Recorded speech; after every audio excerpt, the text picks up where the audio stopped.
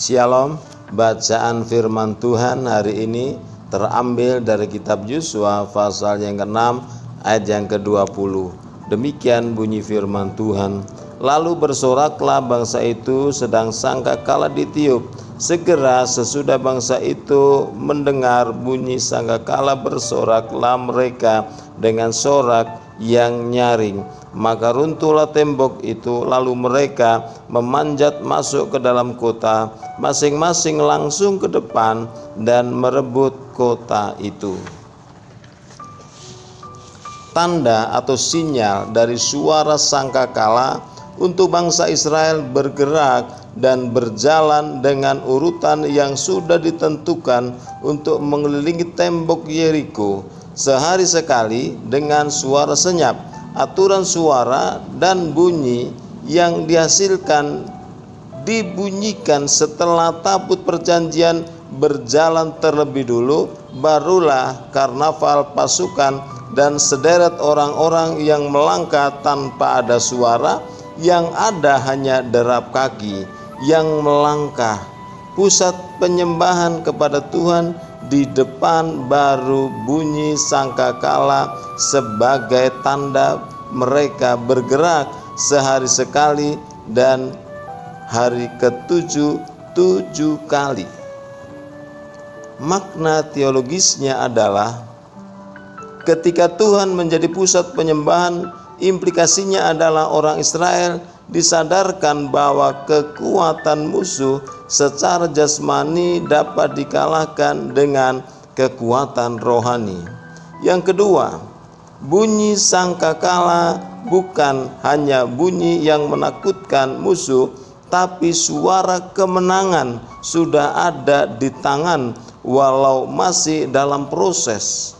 Proses Tuhan tak boleh dilangkai atau dilewatkan, justru harus dijalani dengan tekun dan setia. Yang ketiga, bunyi sangkakala dan derap langkah parade, tabut perjanjian dan pasukan, dan ketekunan serta ketaatan serta penyertaan Tuhan menjadikan modal utama dalam kemenangan yang terjadi. Ketidakmungkinan bagi manusia menjadi mungkin bagi Allah. Yang keempat, bentuk iman dan percaya yang melampaui akal pikiran manusia yang dikerjakan oleh bangsa Israel, itulah yang diamini dan dikerjakan. Hasilnya tembok itu terbenam dan hancur, memudahkan bangsa Israel mengalahkan bangsa Yeriko.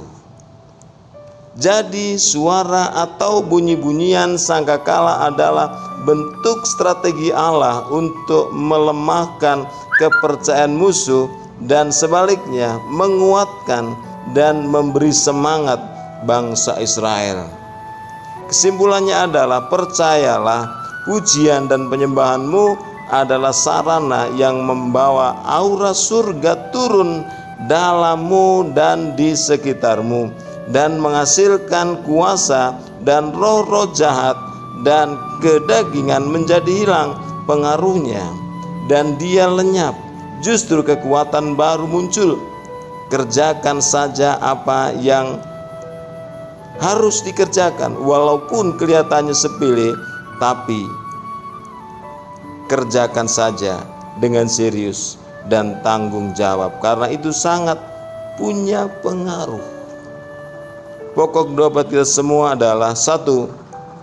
Berdoa agar setiap pujian dan penyembahan dinyanyikan dengan penuh iman kepada Allah. 2. Berdoa agar tim pemuji saling menguatkan satu dengan yang lain. 3. Berdoa agar tim pemuji mengerjakan pelayanannya dengan serius dan tanggung jawab. Tuhan memberkati. Amin.